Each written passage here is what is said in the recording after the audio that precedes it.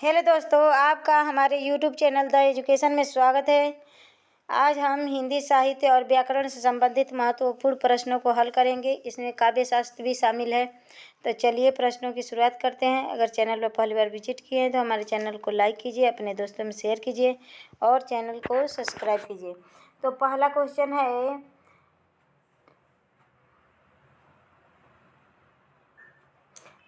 प्रसाद का कौन सा नाटक बौद्धों के पतन के बारे में वर्णन करता है? जयशंकर प्रसाद का कौन सा वह नाटक है जिसमें बौद्धों के पतन के बारे में वर्णन मिलता है? वह चंद्रगुप्त है कि स्कंदगुप्त है कि विशाख है कि ध्रुव स्वामिनी है? तो ध्रुव स्वामिनी में तो अनमेल विवाह का वर्णन किया गया है, तो वह नाटक है विशाख। वैसे यह सारे नाटक जयशंकर प्रसाद द्वारा रचित है। तो इसका ऑप्शन नंबर ग राइट आंसर।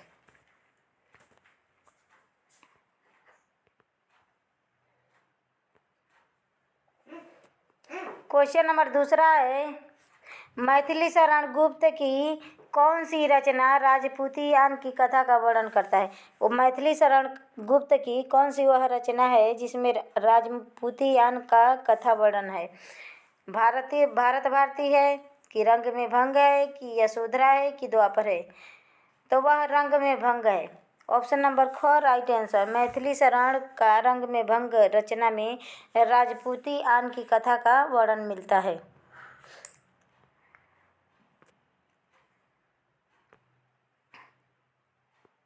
क्वेश्चन नंबर 3 है, नारी प्रश्न। नारी प्रश्न किसकी रचना है? प्रभा खेतान जी ने लिखा है, मैत्रेयी पुष्पा की रचना है कि सरला महेश्वरी की रचना है कि यह बंग महिला है? बंग महिला की है। फटाफट आंसर कीजिए। तो बंग महिला हिंदी कहानी की प्रसिद्ध महिला कहानीकार, प्रथम महिला कहानीकार मानी जाती हैं।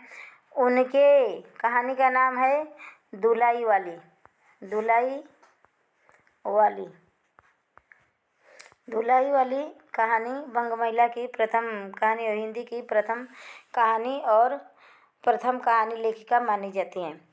तो यह नारी प्रश्न नई रचना लग रहा है। तो इसको किसने लिखा है? तो नारी प्रश्न सरला महेश्वरी द्वारा रचित रचना है। ऑप्शन नंबर ग राइट आंसर।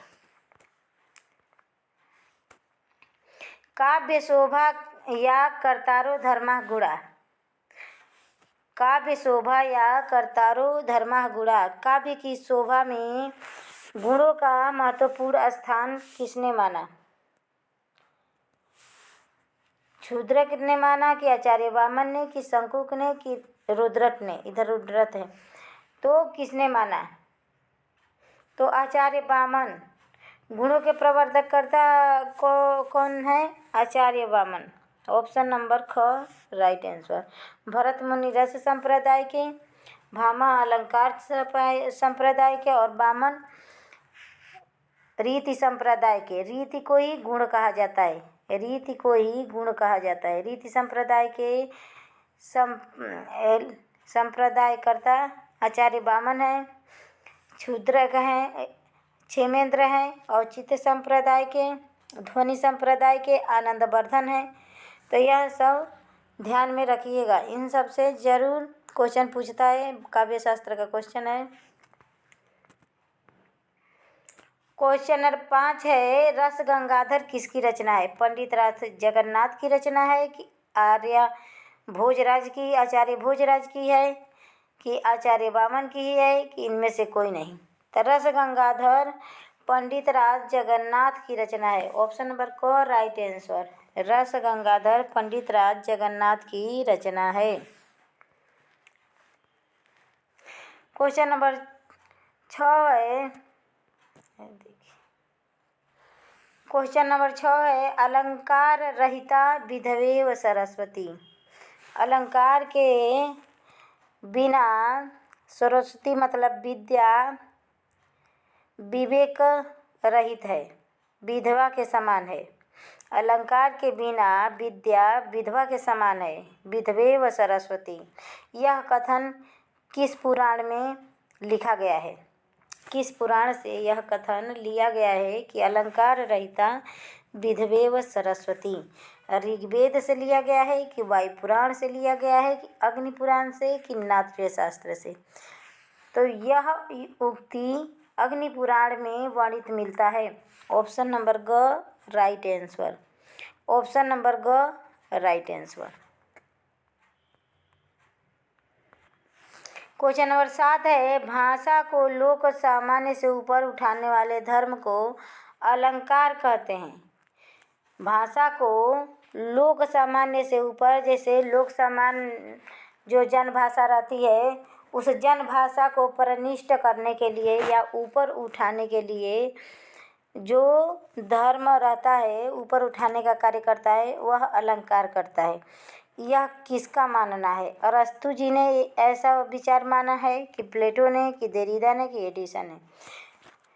तो यह मानने वाले अरस्तु जी हैं। उन्होंने कहा है कि भाषा को लोक सामान्य से ऊपर उठाने वाले धर्म को अलंकार कहते हैं। अलंकार की परिभाषा देते हुए अरस्तु जी ने यह कहा है।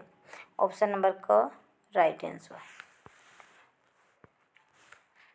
क्वेश्चन नंबर 8 है, डंडी ने अलंकार का आधार किसे माना? अलंकार सभी अलंकारों का मूल किसे माना? यमक को माना, कि व्यतिरेक को माना, कि अतिशयोक्तिमक को माना, कि रूपक को माना? फटाफट आंसर कीजिए। क्वेश्चन नंबर 8, तो अतिशयोक्ति को माना। ऑप्शन नंबर ग राइट आंसर। अब नेक्स्ट पूछा है क्वेश्चन नंबर 9, भामह ने अलंकार का आधार किसे माना है? वक्रोक्ति को माना है, कि उपमा को माना है, कि उत्प्रेक्षा को माना है, कि अर्थांतर को माना है? तो भामह ने अलंकार का आधार वक्रोक्ति को माना है। मतलब सभी अलंकारों में श्रेष्ठ वक्रोक्ति अलंकार है, ऐसा भामह ने माना है। ऑप्शन नंबर क राइट आंसर। क्वेश्चन नंबर 10 है, वामन ने सभी अलंकारों का प्रपंच किस अलंकार को माना है? अब वामन ने सभी अलंकारों में प्रमुखता किस अलंकार को दिए हैं? रूपक को दिए हैं, कि उपमा को, कि अनुप्रास को, कि यमक को? फटाफट आंसर कीजिए कि इसमें कौन सा ऑप्शन राइट होगा। तो वामन ने सभी अलंकारों का प्रपंच उपमा अलंकार को माने हैं। ऑप्शन नंबर ख राइट आंसर। पास प्रियतम आन बैठो, पास प्रियतम आन बैठो, जीर्ण जीवन नाव में।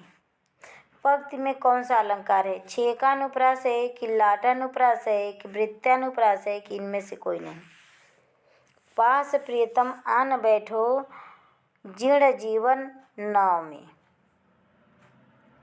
तो इसमें छेकानुप्रास अलंकार है। इसमें छेकानुप्रास, छेकानुप्रास का लक्षण है कि जब दो वर्ण एक ही वर्ण दो बार प्रयोग हो, मतलब एक का स्थान दूसरा छेक ले, एक का स्थान दूसरा छेक ले। जब एक ही वर्ण दो बार प्रयोग हो, उसमें छेकानुप्रास रहता है। और जे एक ही वर्ण दो से अधिक बार या एक से अधिक बार, दो से अधिक बार प्रयोग हो, उसमें वृत्त्यानुप्रास रहता है।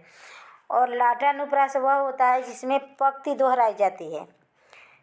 छेकानुप्रास और वृत्तानुप्रास में तो वर्ण दोहराए जाते हैं, वर्ण का दोहराव होता है, जबकि लाटानुप्रास में पंक्ति का दोहराव होता है। लेकिन पंक्ति का दोहराव होता है, लेकिन उसका अर्थ थोड़ा अलग रहता है, उसका अर्थ थोड़ा अलग रहता है दोनों पंक्तियों का। बस वहाँ पे जो अल्प विराम होता है, उसी के कारण उसका अर्थ, पंक्ति का अर्थ बदल जाता है। तो ऑप्शन नंबर क राइट आंसर। क्वेश्चन नंबर 12 है, मोहन अब मन माही है, मोहन अब मन माही। मोहन अब मनमाहिए मोह न अब मनमाही, ये न अलग रहेगा। तो मोहन अब मनमाहिए मोह न अब मनमाही। देखिए यही छः का अनुप्रास है। अब यहाँ पे मोहन अब मनमाहिए मोहन अब मनमाही, एक ही जैसा दोनों पंक्ति है ना, बस कोमा का है। एक मोहन का अर्थ क्या है? मनमोहन है। एक मोहन का अर्थ है मेरे अंदर की मोह। जब हम किसी से किसी प्रकार का मोह रखते हैं, किसी वस्तु से लगाव हो जाता है, तो इसका अर्थ है बस किसी चीज़ से लगाव। इसका लगाव में अर्थ लिया जाता है। जबकि इस मोहन का अर्थ है कृष्ण से। इस मोहन का अर्थ है कृष्ण से। तो इसमें जो अभी अलंकार ऊपर पढ़ाए थे, जो अलंकार ऊपर अभी पढ़ाए थे लाटानुप्रास, तो लाटानुप्रास इसी तरह रहता है। छेकानुप्रास ऐसे छेक लेता है और लाटानुप्रास ऐसे पंक्तियों का दोहराव होता है। देखिए इसमें पंक्तियों को दोहराया गया है। तो इसमें पूछा है कि कौन सा इसमें अर्थ होगा। तो यहाँ पर तो दो पंक्ति दिया है कि लेकिन दोनों का अर्थ अलग अलग है, इसीलिए यहाँ पे यमक अलंकार है। जब जब एक ही शब्द दो बार आए और दोनों के अर्थ अलग अलग हो, वहाँ पे यमक अलंकार होता है। जबकि लाटानुप्रास में एक ही शब्द दो बार आता है, लेकिन उसका एक ही पंक्ति दो बार दोहराई जाती है। वह इसमें शब्द दोहराए जाते हैं। यमक अलंकार में पूछता है कि यमक अलंकार के जैसा कौन सा अलंकार है, तो वह है लाटानुप्रास। तो इसमें शब्दों को दोहराया गया है और उसमें पंक्तियों को दोहराया जाता है। तो इसमें भी पंक्तियों को दोहराया गया है, लेकिन फिर भी इसमें छेकानुप्रास नहीं है लाटानुप्रास, तो इसमें यमक है तो यमक मान लिया जाएगा। तो ऑप्शन नंबर क राइट आंसर। क्वेश्चन नंबर 13 है, अग्नि पुराण में कितने अलंकारों का उल्लेख मिलता है? अग्नि पुराण में कितने प्रकार के अलंकारों का वर्णन मिलता है? 14 प्रकार के अलंकारों का, कि 15 प्रकार के, कि 20 प्रकार के, कि 45 प्रकार के? फटाफट आंसर कीजिए कि अग्नि पुराण में कितने प्रकार के अलंकारों का वर्णन मिलता है। क्वेश्चन नंबर 13 का राइट आंसर बताइए। तो ऑप्शन नंबर क राइट आंसर। ये पता नहीं क्या हुआ। ऑप्शन नंबर क राइट आंसर। अग्नि पुराण में 14 प्रकार के अलंकारों का वर्णन मिलता है।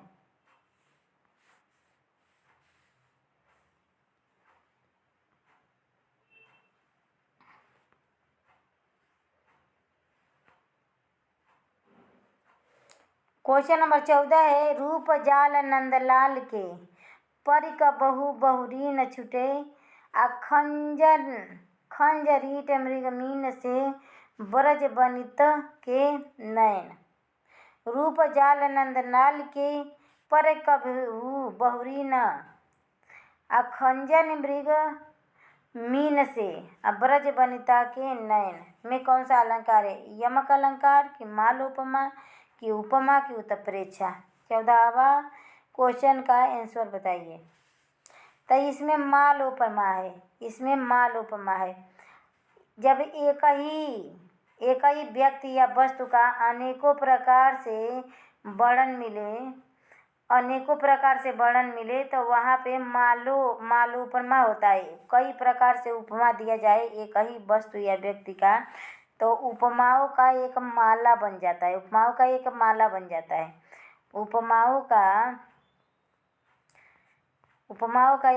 बन जाता है, जिसमें मालोपमा होता है। कह रहा है रूप जाल नंदलाल के परिक बहु बहुरी न छूटे, मतलब भगवान श्री कृष्ण के रूप जाल ऐसा है कि परिक बहु बहुरी न छूटे, कि छोड़ने का मन नहीं करता है। उनका खंजरीट मृग मीन से, उनके नैन मृग के समान, खंजन मने मृग के समान, मछली के समान, ब्रज वनिता मतलब ब्रज की स्त्रियों के समान उनके नयन है। तो एक ही श्री कृष्ण के नयनों की यहाँ पे अनेकों प्रकार से उपमा दी गई है। तो जहाँ एक ही शब्द वस्तु व्यक्ति का कई प्रकार से उपमा दिया जाए तो वहाँ पे मालोपमा अलंकार होता है। ऑप्शन नंबर ख राइट आंसर। क्वेश्चन नंबर 15 है, मुख सम नाही या ते कमल आ मनु जल रह्यो छिपाई में कौन सा अलंकार है? हेतु उत्प्रेक्षा है कि भाव उत्प्रेक्षा है कि व्यतिरेक है कि अतियुक्त है? मुख सम नाही या ते कमल आ मनुजन रह्यो छिपाई, मनु जल रह्यो छिपाई, इसमें कौन सा अलंकार होगा? फटाफट आंसर कीजिए। क्वेश्चन नंबर 15 का राइट आंसर क्या होगा?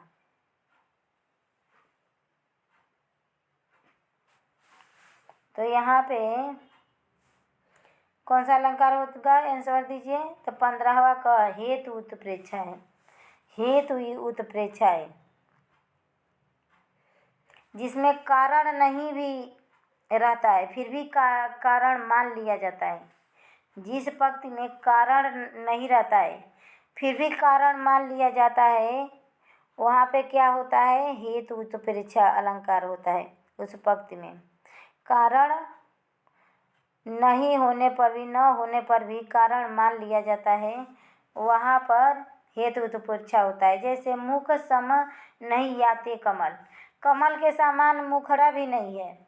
अब मनुजल रहे छिपाए, फिर भी मुखड़ा को छिपाए जा रही हैं। अरे सुंदर रहता तो छिपाती तो वो भी बात रहता, लेकिन मुख कमल के समान हइयो नहीं है या फिर भी छिपाए जा रही हैं। तो इसमें हेतु उत्प्रेक्षा है। ऑप्शन नंबर क राइट आंसर। क्वेश्चन नंबर 16 है, राम कथा सुंदर करतारी असमय विहग उड़ावन हारी पंक्ति में कौन सा अलंकार है? उपमा है, उत्प्रेक्षा है कि पारंपरिक रूपक है कि अतिशयोक्ति है?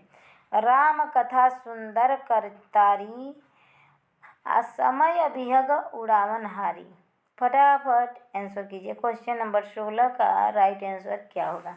तो इसमें पारंपरिक रूपक है, पारंपरिक रूपक है। ऑप्शन नंबर क राइट आंसर। राम कथा सुंदर करतारी असमय, राम कथा ऐसे सुंदर है एक ताली के समान कि जो समय रूपी पंछी को, जो हमारे अंदर अज्ञान रूपी पंछी है उसको उड़ाने के काम में आता है। ऑप्शन नंबर क राइट आंसर।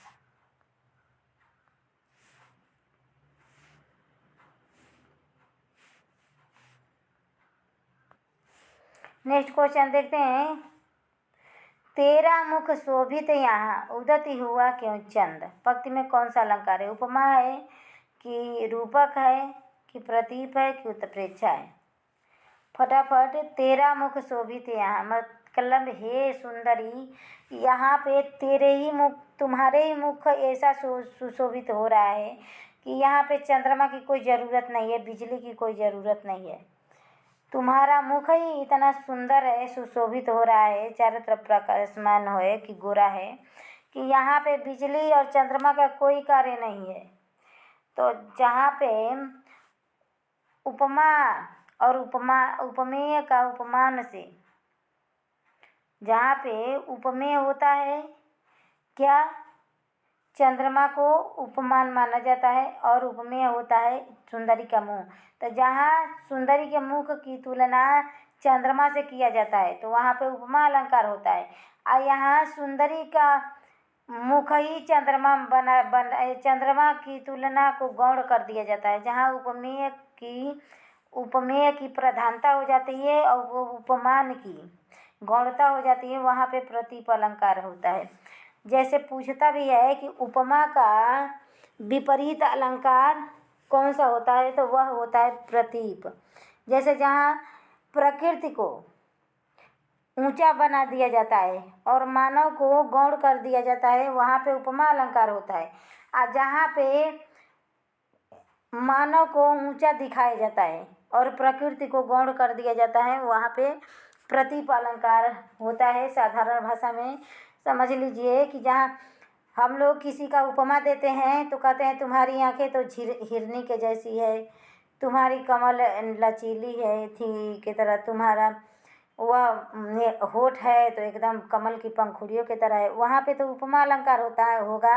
और जहाँ कहेंगे कि तुम ही सब कुछ हो, तुम्हारे आगे तो चंद्रमा भी फीका है, तुम्हारे आगे गुलाब भी फीका है, तुम्हारे आगे ऐसे ऐसे जब उपमाएं देने लगते हैं तो वहाँ पे प्रतीप अलंकार हो जाता है। ऑप्शन नंबर ग राइट आंसर। आशा है आप लोगों को समझ में आया होगा। क्वेश्चन नंबर 18 है, बधाई स्वर्य का संधि विषय कीजिए। संधि विच्छेद करना है। बध धन ऐश्वर्य होगा, बध धन ईश्वर होगा कि बध धन ऐश्वर्य होगा कि बध धन ऐश्वर्य होगा कि बध धन ईश्वर होगा। तब बध धन ऐश्वर्य बधैश्वर्य होगा। ऑप्शन नंबर ख राइट आंसर। गतानुगतिक शब्द का सही अर्थ कौन सा है? परंपरा के अनुसार चलने वाला, या प्राचीन आदर्श के अनुसार चलने वाला, या रीति रिवाज से संबंधित, या रीति के अनुसार चलने वाला। गतानुगतिक का सही अर्थ बताइए। क्वेश्चन नंबर 19 का क्या होगा?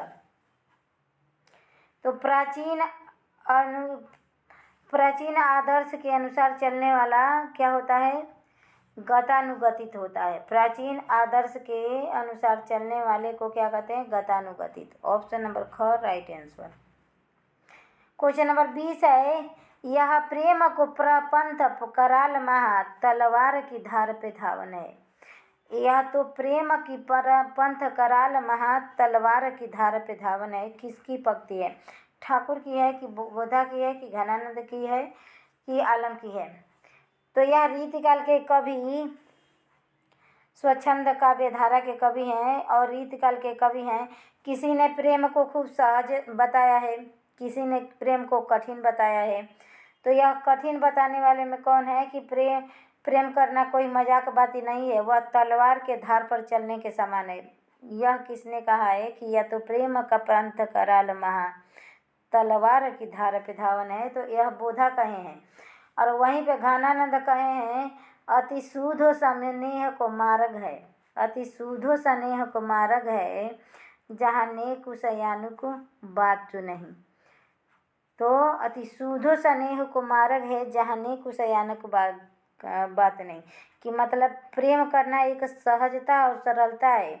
वहाँ पे चालाकी नहीं चलेगी, जहाँ चालाकी किए तो वह सौदा हो जाएगा और प्रेम नहीं होगा। तो यह घनानंद द्वारा कहा गया है। जबकि यह पंक्ति है कि प्रेम को तलवार की धार पर चलने वाले क्या बताएं? तो वह माने हैं बोधा जी। तो ऑप्शन नंबर ख राइट आंसर। जिय बुनि देह नदी बिनु बारी, आ तहिसै नाथ पुरुष बिन नारी। इसमें अलंकार पूछा है। अन्योक्ति अलंकार है कि बिनोक्ति अलंकार है कि निदर्शना है कि अतिशयोक्ति है? तो अतिशयोक्ति में तो बढ़ा चढ़ा के किसी बात को वर्णन किया जाता है, मतलब फेंका जाता है, तो यह तो होगा नहीं। निदर्शना भी नहीं है। और अन्योक्ति होता है कि हम किसी बात को किसी पे व्यंग करके कहते हैं, सधा के कहते हैं, तो वह अन्योक्ति होता है। तो इसमें बिनोक्ति अलंकार होता है कि कहा है कि जिस प्रकार नदी बिना पानी के अच्छी नहीं लगती, वैसे ही जो स्त्री होती है बिना पति के शोभायमान नहीं होता है, नहीं होती है। बीजी बिनु देह, बिना जिंदगी का देह जैसे शोभायमान होता है नहीं होता है। बिना जीवन का, मान लीजिए अभी यह हमारा प्राण पोखर उड़ जाए तो हमारा शरीर किसी काम का है? तुरंत भगाओ और आग में जला दो। अगर कोई दफनाने वाला रहेगा तो उसको दफना देंगे। तो बिना जिए बिनु देह, बिना जीव का, बिना प्राण का जैसे देह नहीं होता है। और नदी बिनु बारी, बारी माने जल, और बिना पानी का नदी शोभायमान नहीं होती है। नदी रहेगी उसमें सूखा पड़ा रहेगा तो वो काहे की नदी। आ तैसे नाथ पुरुष बिन नाई, उसी प्रकार नारी का जीवन बिना पुरुष का अधूरा रहता है। तो इसमें बिनोक्ति अलंकार है। ऑप्शन नंबर ख राइट आंसर। लाज भरी अखिया बिहसी अति बोल कहे बिनु उत्तर दीन्ही। पंक्ति में कौन सा अलंकार है? लाज भरी अखिया बिहसी अली बोली कहे बिनु उत्तर दीनी। इसमें इस पंक्ति में पूछा है कि कौन सा अलंकार है? विभावना है कि निदर्शना है कि अतिशयोक्ति है कि अतियुक्ति है? तो अतिशयोक्ति अलंकार में तो बढ़ा चढ़ा कर वर्णन किया जाता है। अतियुक्ति होता है कि बिल्कुल उसका कोई जरिए पे होना नहीं समझ में आता है, इतना बढ़ा दिया जाता है कि वह एकदम अतिशयोक्ति से भी बाहर हो जाता है। अतियुक्ति होता है जैसे किसी बात का अति हो जाता है तो आदमी उसका विरोध करना शुरू कर देता है, तो वैसा अलंकार यह है। निदर्शना अलंकार इसमें होता है। विभावना अलंकार है जहाँ बिना कारण के ही कार्य हो। बिना कारण के, जिस कविता में बिना कारण का कार्य दिखाया जाए वहाँ पे विभावना अलंकार होता है। जैसे लाज भरी अखियाँ बिहसी, जब आंखें लजा रही हैं, शर्मा रही हैं, तो वह हंसेंगी कैसे? लजा रही हैं फिर भी हंस रही हैं। आज अली बोल कहे बिन उत्तर देनी, और बोलती हैं ऐसे बिना उत्तर दिए ही बोल रही हैं। अब बताइए, उत्तर भी नहीं दे रही हैं, बोल रही हैं। तो जहाँ बिना कारण का भी कार्य होने लगे, जैसे बिनु पग चले सुने बिनु काना, तो वहाँ पे उस पंक्ति में विभावना अलंकार होता है। दही बड़ा में कौन सा समास है? द्वंद्व है कि तत्पुरुष है कि बहुव्रीहि है कि इनमें से कोई नहीं? तो दही के लिए बड़ा या दही में डूबा हुआ बड़ा? नहीं, दही में डूबा हुआ बड़ा तो में आ रहा है। तो जहाँ पे कारक चिन्ह छिपा हो वहाँ पे तत्पुरुष समास होता है। द्वंद्व समास में दोनों पद प्रधान होते हैं, जैसे माता पिता, माता पिता।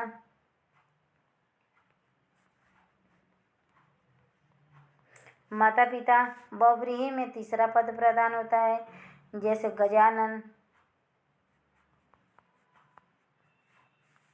तो ऑप्शन नंबर ख राइट आंसर।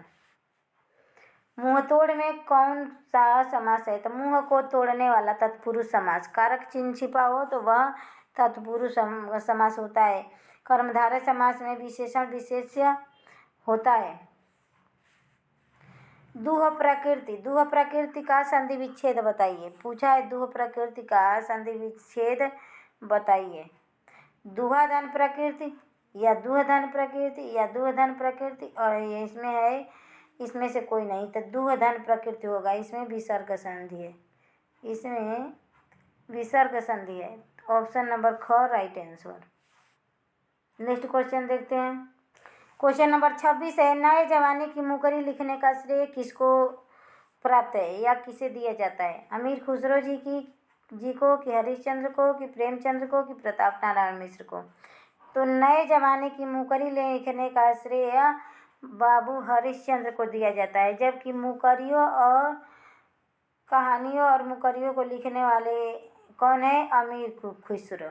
लेकिन जो आदिकाल में कहानी और मुकरियों का लिखने का श्रेय अमीर खुसरो को दिया जाता है, जबकि हरिश्चंद्र नए जमाने की मुकरी लिखने का श्रेय प्राप्त है। अमीर खुसरो तबला और सितार के प्रतिपादक भी हैं। तो ऑप्शन नंबर ख राइट आंसर। क्वेश्चन नंबर 27 है, लिखी कागद कोरे। लिखी कागद कोरे किस रचनाकार की कृति है? मैत्रेयी पुष्पा की है कि अज्ञेय की है कि अलका सरावगी की है कि डॉक्टर नगेंद्र की है? फटाफट आंसर कीजिए।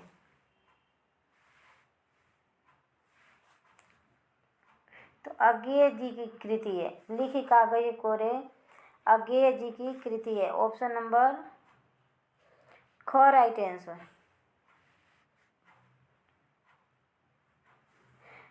त्रैमासिक पत्रिका क ख ग का प्रकाशन कहाँ से हुआ? बनारस से हुआ कि इलाहाबाद से हुआ कि आगरा से हुआ कि कलकत्ता से हुआ? फटाफट आंसर कीजिए।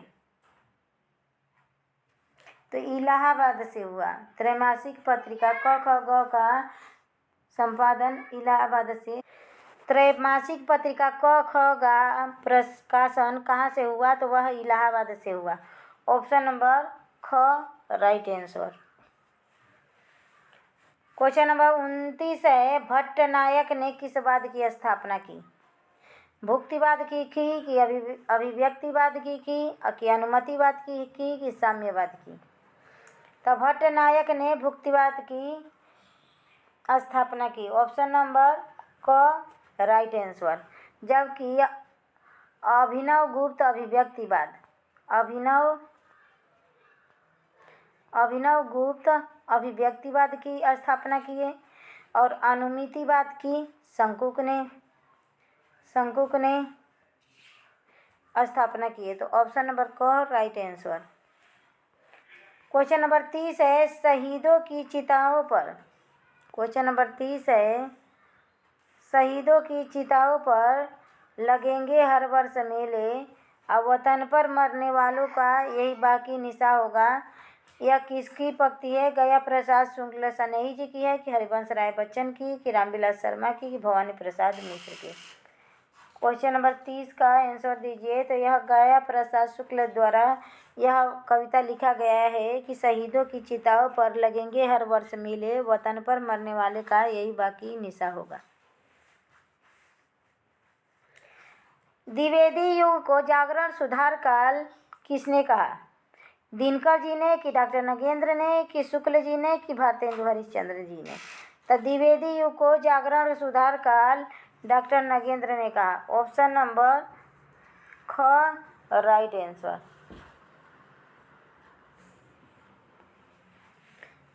क्वेश्चन नंबर 32 है, हिंदी को गंवारी बोली किसने कहा? सर सैयद अहमद खान ने कि कामता प्रसाद गुरु ने कि रामविलास शर्मा ने कि इनमें से कोई नहीं?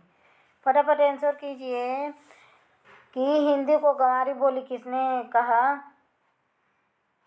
क्वेश्चन नंबर 32 का राइट आंसर क्या होगा? तो सर सैयद अहमद खान ने हिंदी को गंवारी बोली कहा।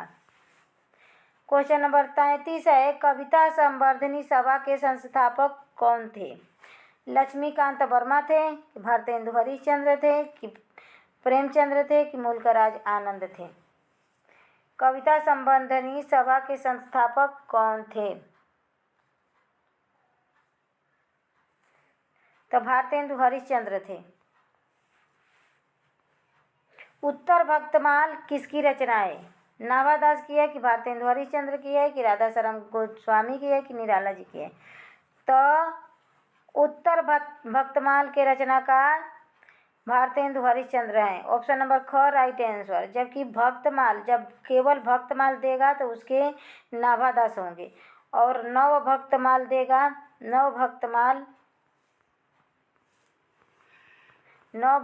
जब देगा तो उसके राधाचरण गोस्वामी होंगे। नव भक्तमाल के राधाचरण गोस्वामी, भक्तमाल के नाभादास, और उत्तर भक्तमाल जब मिल जाएगा तो भारतेंदु हरिश्चंद्र हो जाएंगे। ऑप्शन नंबर ख राइट आंसर। छिताई वार्ता नहीं, ये छिताई वार्ता है, यहाँ पे ई छूट गया है। छिताई वार्ता किसकी रचना है? नारायण दास की है कि नाभादास की है कि गोकुल दास की है कि इंद्रनाथ मदान की है? तो छिताई वार्ता नारायण दास की है, ऑप्शन नंबर क राइट आंसर। छिताई वार्ता किसकी रचना है? तो नारायण दास की है। रामस्वरूप चतुर्वेदी जी ने रासो शब्द की उत्पत्ति किससे माना है? रामस्वरूप चतुर्वेदी जी ने रासो शब्द की उत्पत्ति किससे माना है? रसायन से माना है कि राउत से माना है कि रास से माना है कि रासक से माना है? तो रामस्वरूप चतुर्वेदी जी ने रासक की उत्पत्ति राउत से माना है, ऑप्शन नंबर ख राइट आंसर। क्वेश्चन नंबर 36 का ऑप्शन नंबर ख राइट आंसर। और 37वां देखते हैं।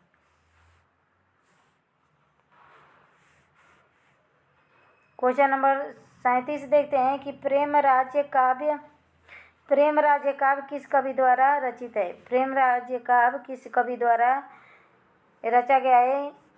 करते हैं। जयशंकर प्रसाद द्वारा कि निराला द्वारा कि हरिश्चंद्र की राम प्रताप नारायण मिश्र द्वारा? प्रेम राज्य क्वेश्चन नंबर 37 का आंसर दीजिए। तो वह जयशंकर प्रसाद ने लिखा है। हेमराज काव्य जयशंकर प्रसाद द्वारा लिखा गया। ऑप्शन नंबर क राइट आंसर।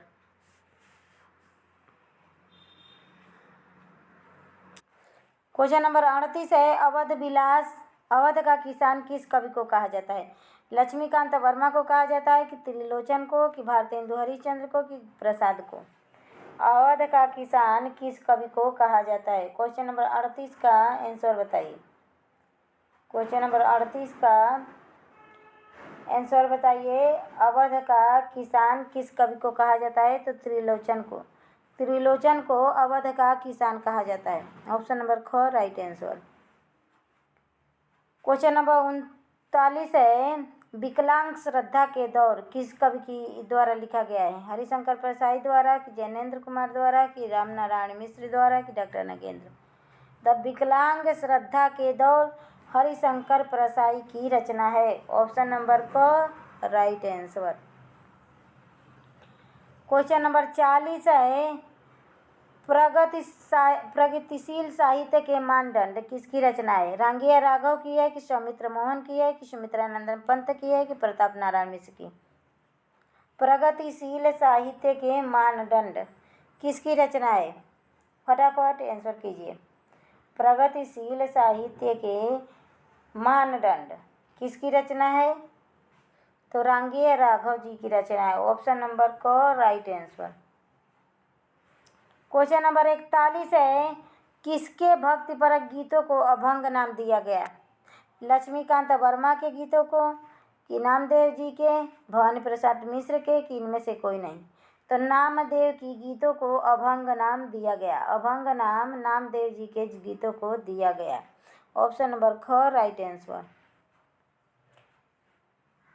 महादेवी वर्मा की कौन सी रचना बौद्ध धर्म से प्रभावित है? गिल्लू है कि निहार है कि रश्मि है कि नीरजा है? 42वां क्वेश्चन का आंसर दीजिए।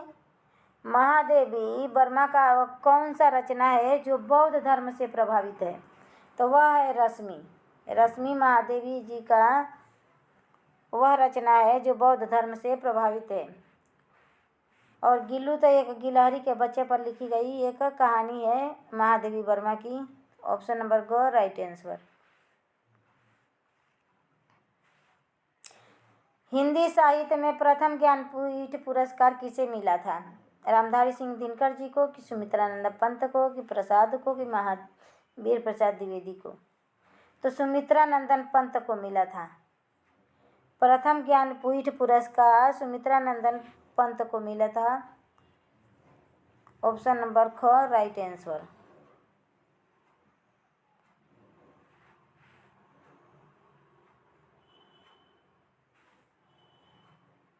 सुजान विनोद किस रचनाकार की कृति है?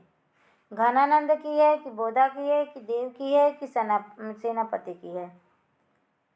सुजान विनोद तो सुजान को विनोद देव, तो देव कवि की रचना है। सुजान को विनोद देव, सुजान को विनोद देव, तो यह देव कवि की रचना है। ऐसे ट्रिक करके याद कीजिए, नहीं तो सुजान घनानंद की प्रियतमा थी, तो कितने बच्चे सुजान का नाम देखते ही घनानंद टिक कर दिए होंगे। तो इसमें सुजान को विनोद देव देव कवि की रचना है। क्वेश्चन नंबर 45 है। आधुनिक काल के गोरखनाथ किस कवि को कहा जाता है? दिनकर जी को कि निराला जी को कि भारतेंदु जी को कि प्रसाद जी को? किसको आधुनिक काल के गोरखनाथ कहा जाता है? क्वेश्चन नंबर 45 का आंसर दीजिए। तो निराला जी को कहा जाता है। आधुनिक काल का गोरखनाथ निराला जी को कहा जाता है, क्योंकि गोरखनाथ भी फक्कड़ प्रवृत्ति के थे और निराला जी भी फक्कड़ प्रवृत्ति के थे। सहजता का कवि किस कवि को कहा जाता है? भैरव प्रसाद गुप्त को, भवानी प्रसाद मिश्र को कहा जाता है कि प्रभाकर माचवे को कि प्रताप नारायण मिश्र को? किसी कवि को सहजता का कवि कहा जाता है। इन चारों में से कौन सा ऑप्शन सही होगा? फटाफट आंसर कीजिए। क्वेश्चन नंबर 46 का राइट आंसर क्या होगा? तो भवानी प्रसाद मिश्र को सहजता का कवि कहा जाता है। भवानी प्रसाद मिश्र को सहजता का कवि कहा जाता है। ऑप्शन नंबर ख राइट आंसर।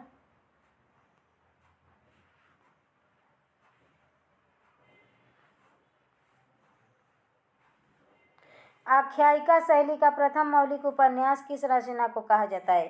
कायाकल्प को, कि श्यामा स्वप्न को, कि इरावती को, कि गोदान को? तो आख्यायिका शैली का प्रथम मौलिक उपन्यास किसको कहा जाता है? तो श्यामा स्वप्न को कहा जाता है। और श्यामा स्वप्न किसके द्वारा लिखा गया है? तो ठाकुर जगमोहन के द्वारा। ठाकुर जगमोहन के द्वारा। ठाकुर जगमोहन ने श्यामा स्वप्न लिखा है, जिसमें आख्यायिका शैली की प्रथम मौलिक उपन्यास माना जाता है, जिसे आख्यायिका शैली का प्रथम मौलिक उपन्यास माना जाता है। क्वेश्चन नंबर 48 है, उतना वह सूरज है। उतना वह सूरज है किस रचनाकार की कृति है? लक्ष्मीकांत वर्मा की, शर्मा की, कि भारत भूषण अग्रवाल की, कि रामविलास शर्मा की, कि प्रताप नारायण मिश्र की? उतना वह सूरज था भारत भूषण अग्रवाल।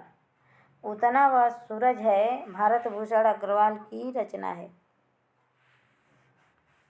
क्वेश्चन नंबर 49 है, निम्न रचनाओं में से बेणी माधव दास की रचना कौन सी है? मूल गोसाई चरित है, कि अग्निरेखा है, कि प्रद्युम्न चरित है, कि इनमें से कोई नहीं? तो मूल गोसाई चरित बेणी माधव दास, मूल गोसाई चरित बेणी माधव दास की रचना है। ऑप्शन नंबर क राइट आंसर। क्वेश्चन नंबर 50 है, किस कवि की रचना रस रतन है? तो रस रतन किसकी रचना है? गंग कवि की है, कि पुहकर कवि की है, कि जैनेन्द्र की है, कि बोधा की है? तो रस रतन पुहकर कवि की रचना है। ऑप्शन नंबर ख राइट आंसर। रस रतन पुहकर कवि की रचना है। तो यह हमारे सेशन का लास्ट क्वेश्चन था। हमारा सेशन आज यहीं पे समाप्त होता है। कल हम इसी तरह नए प्रश्नों की श्रृंखला लेके हाजिर होंगे। तब तक के लिए अनुमति चाहते हैं। धन्यवाद दोस्तों।